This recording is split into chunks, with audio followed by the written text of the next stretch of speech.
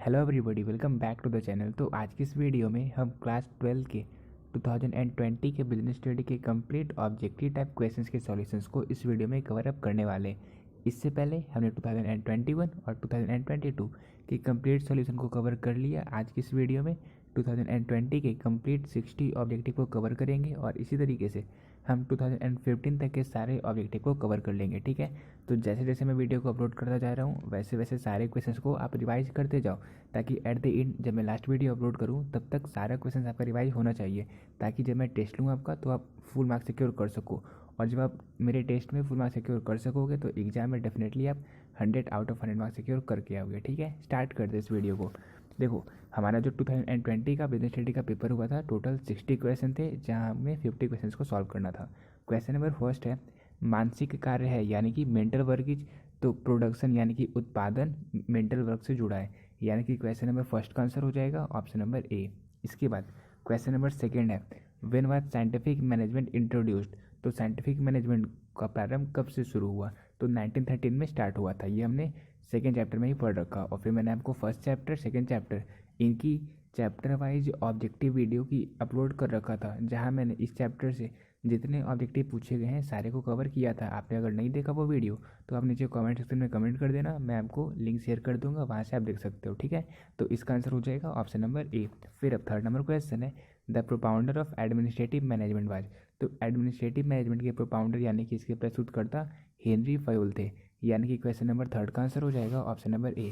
और ये सारे क्वेश्चंस मैंने ऑलरेडी कवर करवा रखे हैं। ठीक है, फिर देखो अब क्वेश्चन नंबर 4 है, वैज्ञानिक प्रबंध में विश्लेषण है यानी कि analysis in scientific management is, तो साइंटिफिक मैनेजमेंट में एनालिसिस 75% होती है, यानी कि क्वेश्चन नंबर 4 का आंसर हो जाएगा ऑप्शन नंबर डी, यानी कि 75%। फिर अब क्वेश्चन नंबर 5 है, नई आर्थिक नीति के प्रमुख अंग है, तो फिर हमने बड़ी अच्छे से पढ़ रखा थर्ड चैप्टर में LPG यानी कि लिबरलाइजेशन, प्राइवेटाइजेशन एंड ग्लोबलाइजेशन, ये तीन न्यू इकोनॉमिक पॉलिसी के मेन कंपोनेंट थे, यानी कि क्वेश्चन नंबर 5 का आंसर हो जाएगा option number D, that is all of this. फिर देखो अब क्वेश्चन नंबर 6 है, ट्रेनिंग इज, तो सबको पता है, बड़ा ही सिंपल सा क्वेश्चन है, ट्रेनिंग एक कंटिन्यूअस प्रोसेस यानी कि एक सतत प्रक्रिया है, तो क्वेश्चन नंबर 6 का आंसर हो जाएगा ऑप्शन नंबर सी। फिर अब 7 नंबर क्वेश्चन है, transfer and promotion are dash source of recruitment, तो ट्रांसफ़र और promotion internal source of recruitment होता है, यानी कि जो ऑर्गेनाइजेशन में पहले से एम्प्लॉय वर्क कर रहे थे उन्हें ही ट्रांसफ़र किया जाता है, उनका ही प्रमोशन किया जाता है, इसलिए ये इंटरनल सोर्स ऑफ रिक्रूटमेंट होता है। तो क्वेश्चन नंबर 7 का आंसर हो जाएगा ऑप्शन नंबर बी। फिर देखो अब 8 नंबर क्वेश्चन है, संगठन के जीवन में भर्ती होती है यानी कि recruitment in the life of organisation is, तो एक ऑर्गेनाइजेशन में जो रिक्रूटमेंट होती है वो रेगुलर चलती रहती है, वो कंटिन्यूसली होते रहती है, यानी कि इसका आंसर हो जाएगा option number D, that is निरंतर। फिर देखो अब 9 नंबर क्वेश्चन है, आमने सामने संपर्क करना डैश संप्रेषण है, यानी कि face to face contact is dash communication. बड़ा ही सिंपल सा क्वेश्चन है, फेस टू फेस कंटैक्ट अगर हम कर रहे हैं इसका मतलब है कि हमारा ये मौखिक संप्रेषण है, दैट इज हमारा ओरल कम्युनिकेशन है। तो क्वेश्चन नंबर 9 का आंसर हो जाएगा ऑप्शन नंबर ए। फिर देखो अब क्वेश्चन नंबर 10 है, channel of communication system is, यानी कि संचार व्यवस्था का मार्ग है, तो देखो कम्युनिकेशन सिस्टम का जो चैनल है वो एक डिफिनिट होता है, वो एक निश्चित होता है, यानी कि 10 नंबर क्वेश्चन का आंसर हो जाएगा ऑप्शन नंबर बी। फिर 11 नंबर क्वेश्चन है, dash organisation is automatically formed, यानी कि कौन सा संगठन स्वतः निर्मित होता है, तो फिर हमने पढ़ रखा formal organisation and informal organisation. जो इनफॉर्मल ऑर्गेनाइजेशन होता है वो ऑटोमेटिकली फॉर्म होता है, यानी कि वो स्वतः निर्मित होता है, जितने एम्प्लॉय वर्क करते रहते हैं वो आपस में बात करते रहते हैं, तो इस तरीके से एक इनफॉर्मल कम्युनिकेशन क्रिएट होता है। तो क्वेश्चन नंबर 11 का आंसर हो जाएगा ऑप्शन नंबर बी। फिर अब क्वेश्चन नंबर 12 है, नियुक्तिकरण पर किया गया धन है, मनी स्पेंट ऑन स्टाफिंग, तो देखो स्टाफिंग पर, यानी कि हम स्टाफिंग में करते क्या है, स्टाफिंग में जितने भी पर्सन हैं उन सभी को हम एम्प्लॉय करते हैं। ठीक है, यानी कि उन्हें हम काम सौंपते हैं, तो फिर स्टाफिंग में जो मनी हम खर्च करते हैं वो हमारे लिए वेस्टेज तो होता नहीं है, वो हमारे लिए होता है इन्वेस्टमेंट, यानी कि क्वेश्चन नंबर 12 का आंसर हो जाएगा ऑप्शन नंबर सी। फिर अब क्वेश्चन नंबर 13 है, main element of direction are, तो बड़ा ही सिंपल सा क्वेश्चन है, डायरेक्शन के 4 एलिमेंट होते हैं और ये क्वेश्चन एग्जाम में बहुत बार पूछा जा चुका है। क्वेश्चन नंबर 13 का आंसर हो जाएगा ऑप्शन नंबर सी। फिर अब क्वेश्चन नंबर 14 है, द मैनेजर इज, तो मैनेजर क्या होता है, तो देखो इस क्वेश्चन के आंसर मतलब कई सारे बुक में अलग अलग दिए हुए हैं, आप कहीं सर्च करोगे तो कहीं और आएगा, लेकिन इसका जो करेक्ट आंसर होगा द मैनेजर इज लीडर, यानी कि क्वेश्चन नंबर 14 का आंसर हो जाएगा ऑप्शन नंबर सी। और सबसे रिलेवेंट यही है, ठीक है, जो मैनेजर होता है वो एक लीडर होता है। फिर देखो अब क्वेश्चन नंबर 15 है, द लीडरशिप इज, यानी कि नेतृत्व है, तो जो नेतृत्व करता होता है, जो नेतृत्व हम करते हैं तो ये आवश्यक है, यानी कि ये नेसेसरी है, यानी कि क्वेश्चन नंबर 15 का आंसर हो जाएगा ऑप्शन नंबर बी। फिर अब क्वेश्चन नंबर 16 है, management is the servant of, तो इस क्वेश्चन के भी आंसर में कई बच्चे कंफ्यूज होते हैं और फिर मतलब किसी किसी बुक में अलग अलग आंसर भी दिया हुआ है। इसका आंसर हो जाएगा ऑप्शन नंबर बी, यानी कि administration. Management is the servant of administration. एक ऑर्गेनाइजेशन के जो टॉप लेवल के जो टॉप लेवल में होते हैं वो समझो एक एडमिनिस्ट्रेशन होते हैं और वो एक प्रशासक होते हैं और उस प्रशासक के अंतर्गत ही मैनेजर वर्क करता है, ठीक है। तो क्वेश्चन नंबर 16 का आंसर हो जाएगा ऑप्शन नंबर बी। फिर अब 17 नंबर क्वेश्चन है, बाई साइंटिफिक मैनेजमेंट कॉस्ट, तो बड़ा ही सिंपल सा क्वेश्चन है। साइंटिफिक मैनेजमेंट में से जो कॉस्ट होता है वो घटता है, यानी कि खर्चे कम लगते हैं, लागत कम होता है, इसलिए क्वेश्चन नंबर 17 का आंसर हो जाएगा ऑप्शन नंबर ए। फिर अब 18 नंबर क्वेश्चन है, नियोजन आधारित है, यानी कि प्लानिंग इज बेस्ड ऑन, तो प्लानिंग पास्ट पर बेस्ड होता है, यानी कि पास्ट में जो कुछ रिजल्ट हमें मिला उससे अकॉर्डिंग हम प्लान करते हैं, ठीक है, इसलिए क्वेश्चन नंबर 18 का आंसर हो जाएगा ऑप्शन नंबर ए। फिर अब क्वेश्चन नंबर 19 है, which of the following is not related with plan, तो आप देख सकते हो बजट, प्रोसीजर और प्रोग्राम, ये तीनों प्लान के अंतर्गत आते हैं, ये प्लान से संबंधित है, लेकिन मोटिवेशन प्लानिंग का हिस्सा नहीं होता, इसलिए क्वेश्चन नंबर 19 का आंसर हो जाएगा ऑप्शन नंबर डी। फिर अब क्वेश्चन नंबर 20 है, समता अंशधारियों को कंपनी में अधिकार होता है, that is equity share holders get the right in the company to, तो ये तो हमने अकाउंट्स में बड़ी अच्छे से पढ़ रखा, जितने भी इक्विटी शेयर होल्डर्स होते हैं उन्हें वोट करने का अधिकार होता है, ठीक है। तो क्वेश्चन नंबर 20 का आंसर हो जाएगा ऑप्शन नंबर ए। फिर देखो अब क्वेश्चन नंबर 21 है, विक्रय का सबसे महंगा साधन है, यानी कि कॉस्टलिस्ट मीन्स ऑफ सेलिज, तो जो पर्सनल सेलिंग होता है वो सबसे महंगा साधन होता है विक्रय का, यानी कि क्वेश्चन नंबर 21 का आंसर हो जाएगा ऑप्शन नंबर बी। अब क्वेश्चन नंबर 22 है, सबसे अधिक व्यापक क्षेत्र है, यानी कि maximum wide scope is off, तो पैकेजिंग का, यानी कि पैकेजिंग का ही सबसे ज़्यादा व्यापक क्षेत्र होता है, यानी कि क्वेश्चन नंबर 22 का आंसर हो जाएगा ऑप्शन नंबर सी। फिर अब क्वेश्चन नंबर 23 है, विपणन प्रबंध अवधारणा का स्थान है, जन्म स्थान है, the birth place of marketing management concept is, तो मार्केटिंग मैनेजमेंट कॉन्सेप्ट का जो बर्थ प्लेस है वो अमेरिका था, यानी कि क्वेश्चन नंबर 23 का आंसर हो जाएगा ऑप्शन नंबर बी। फिर अब क्वेश्चन नंबर 24 है, नमूनों का मुफ्त वितरण सम्मिलित है, that is free distribution of sample is included in, तो इसे इंक्लूड किया जाता है कंज्यूमर के प्रमोशन के लिए, यानी कि उपभोक्ता संवर्धन में, तो क्वेश्चन नंबर 24 का आंसर हो जाएगा ऑप्शन नंबर ए। फिर अब क्वेश्चन नंबर 25 है, when is consumer right day celebrated, यानी कि उपभोक्ता अधिकार दिवस कब मनाया जाता है, तो उपभोक्ता अधिकार दिवस मनाया जाता है 15 अप्रैल को, यानी कि क्वेश्चन नंबर 25 का आंसर हो जाएगा ऑप्शन नंबर बी, ठीक है।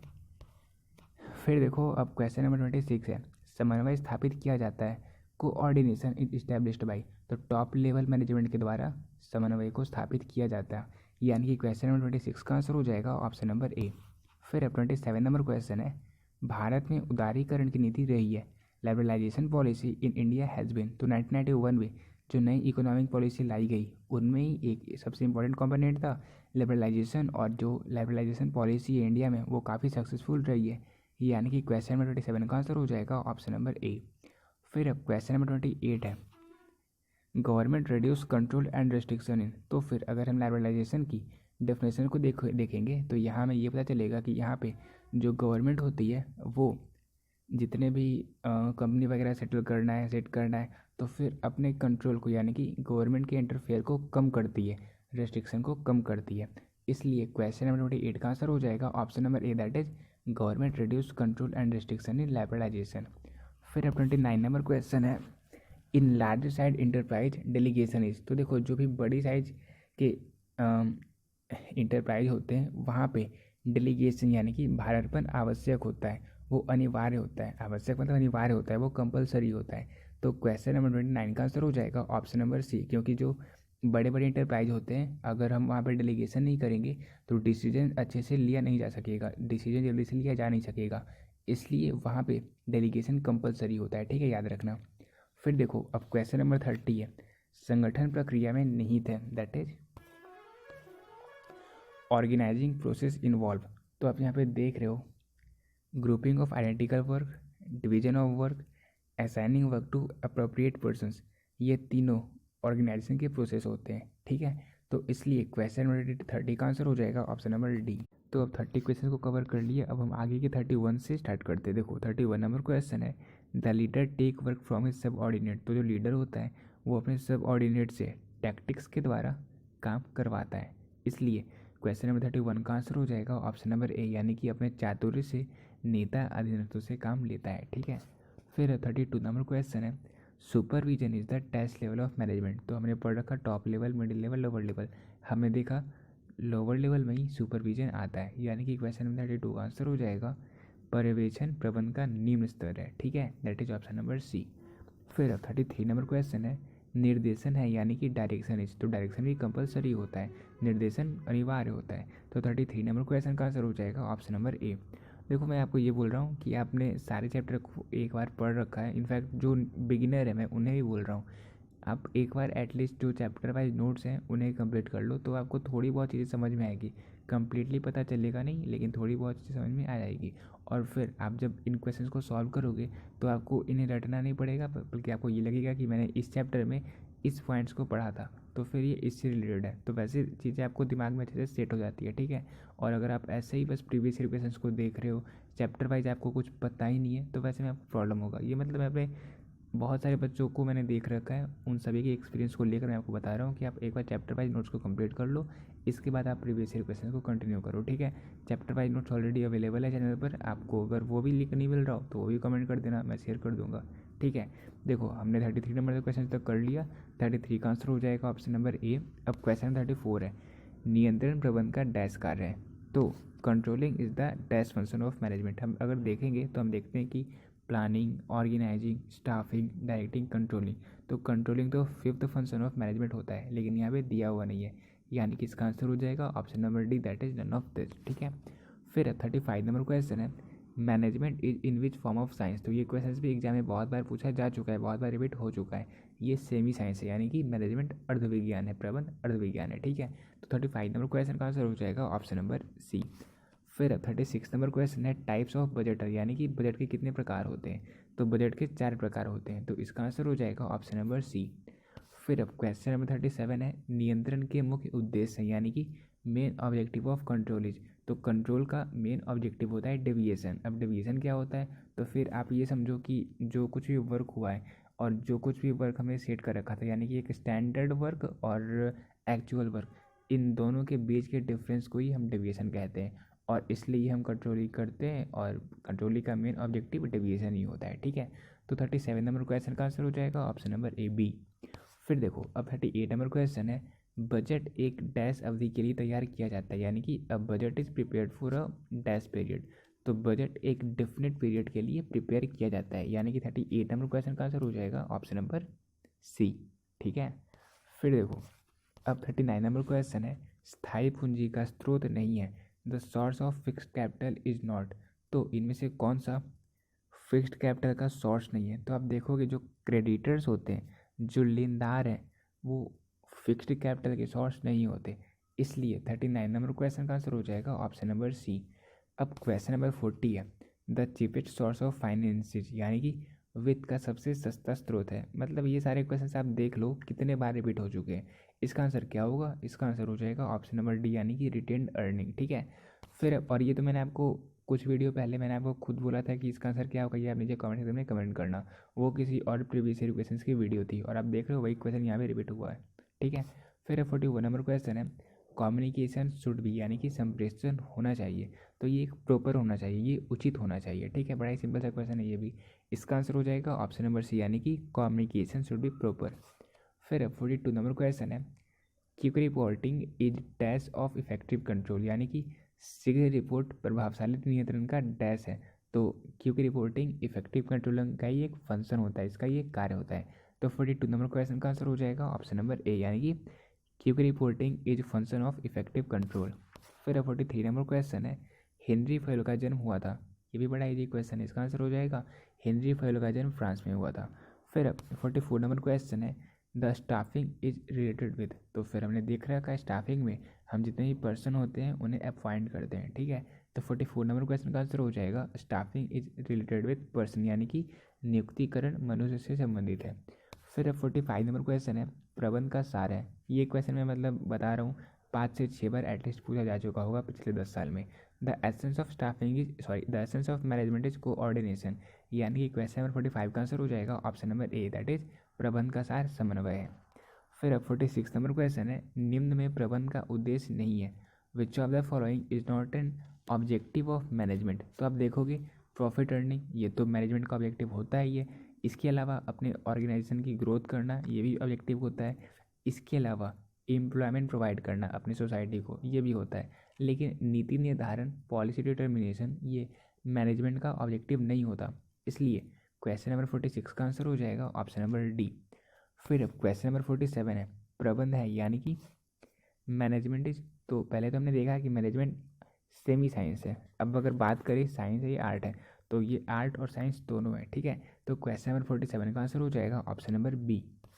फिर 48 नंबर क्वेश्चन है प्रबंध एक पेशा है, ये कथन किसके द्वारा कहा गया था। तो देखो ये क्वेश्चन भी कितनी बार रिपीट हुआ, मैंने मतलब आपको हर एक चीज़ें बता रखा है ऑलरेडी, और मैंने आपको ट्रिक से ही बताया था कि आप इसे किस तरीके से याद कर सकते हो। आप देख रहे हो यहाँ पे मैनेजमेंट इज अ प्रोफेशन, यानी कि किसी प्रोफेशनल एसोसिएशन के द्वारा ये बातें कही गई थी। वो प्रोफेशनल एसोसिएशन कौन सा है, वो है अमेरिकन मैनेजमेंट एसोसिएशन, ठीक है। तो इसलिए 48 नंबर क्वेश्चन का आंसर हो जाएगा ऑप्शन नंबर बी।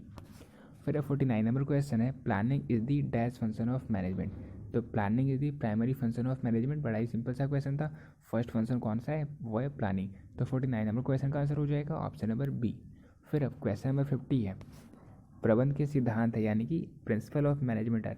तो इसके फीचर को हमने देखा था, तो डायनेमिक, फ्लेक्सिबल और यूनिवर्सल ये तीनों प्रिंसिपल ऑफ मैनेजमेंट के फीचर होते हैं, इसके नेचर होते हैं, इसलिए क्वेश्चन नंबर 50 का आंसर हो जाएगा ऑप्शन नंबर डी, यानी कि ऑल ऑफ दिस।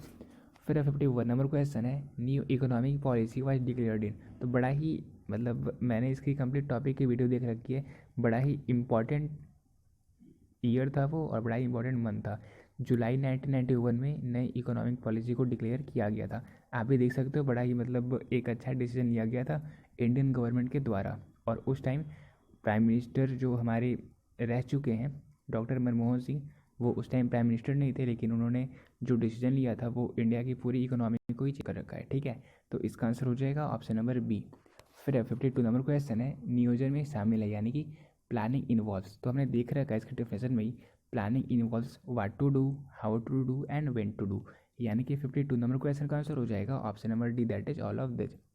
फिर 53 नंबर क्वेश्चन है a plan is a trap to capture the future, this statement is off. तो देखो मैंने आपको ये भी बता रखा था, और कुछ बच्चे ये कमेंट भी करते हैं कि भैया ये सारी चीज़ें हम कहाँ से पढ़ें। तो ये सारी चीज़ें ऑलरेडी प्रीवियस ईयर क्वेश्चन में पूछी जा चुकी है, और यही क्वेश्चन कई बार रिपीट होते हैं, और मैंने आपको किसी और प्रीवियस ईयर क्वेश्चन की वीडियो में या फिर चैप्टर वाइज वीडियो में ही बता रखा था कि ये जो क्वेश्चन था इसे आप किस तरीके से याद कर सकते हो। यहाँ पे बात की गई है trap to capture the future, मतलब एक जाल की बात की गई है, और जो एलियन होते हैं मानकर चलो अगर अर्थ पे एलियन आएंगे तो सभी उनको पकड़ने के लिए जाल बिछाएंगे, ठीक है। तो इस तरीके से आप याद कर सकते हो a plan is a trap to capture the future, ये स्टेटमेंट एलन के द्वारा दिया गया था, ठीक है। इसका आंसर हो जाएगा ऑप्शन नंबर सी। फिर 54 नंबर क्वेश्चन है the steps of organisation processor, यानी कि संगठन प्रक्रिया की कदम है। तो इसके टोटल 4 प्रोसेस होते हैं, तो इसका आंसर हो जाएगा ऑप्शन नंबर बी। फिर अब क्वेश्चन नंबर 55 है in the process of delegation of authority difficulty comes, यानी कि अधिकार सौंपने के मार्ग में कठिनाई आती है। तो इसका मतलब वही है जो अथॉरिटी, रिस्पॉन्सिबिलिटी और अकाउंटेबिलिटी होती है ना, उसी की यहाँ पे बात की गई है। Assignment of responsibility, grant of authority and creation of accountability की। तो ये 3 डिफिकल्टी होती है डेलीगेशन ऑफ अथॉरिटी के प्रोसेस में। तो 55 नंबर क्वेश्चन का आंसर हो जाएगा ऑप्शन नंबर बी, ठीक है, दैट इज 3। फिर 56 नंबर क्वेश्चन है for a joint stock company payment of dividend is, यानी कि संयुक्त पूंजी वाली कंपनी के लिए लाभांश देना है। तो ये कंपलसरी होता है, ये अनिवार्य होता है ज्वाइंट स्टॉक कंपनी के लिए डिविडेंड पे करना, यानी कि 56 नंबर क्वेश्चन का आंसर हो जाएगा ऑप्शन नंबर बी। फिर देखो अब 57 नंबर क्वेश्चन है भारत में कुल स्टॉक एक्सचेंज की संख्या है, that is total number of stock exchange in India is. तो इंडिया में total number of stock exchange 23 है, और कुछ दिन पहले ही कई बच्चे कमेंट कर रहे थे कि कितने हैं टोटल स्टॉक एक्सचेंज इंडिया में, तो फिलहाल 23 है। ठीक है, तो इसका आंसर हो जाएगा ऑप्शन नंबर डी। फिर 58 नंबर क्वेश्चन है, the maximum duration of commercial paper is. तो कॉमर्शियल पेपर का मैक्सिमम ड्यूरेशन कितना होता है, तो वो होता है 12 मंथ्स, यानी कि 58 नंबर क्वेश्चन का आंसर हो जाएगा option number C, that is 12 महीने।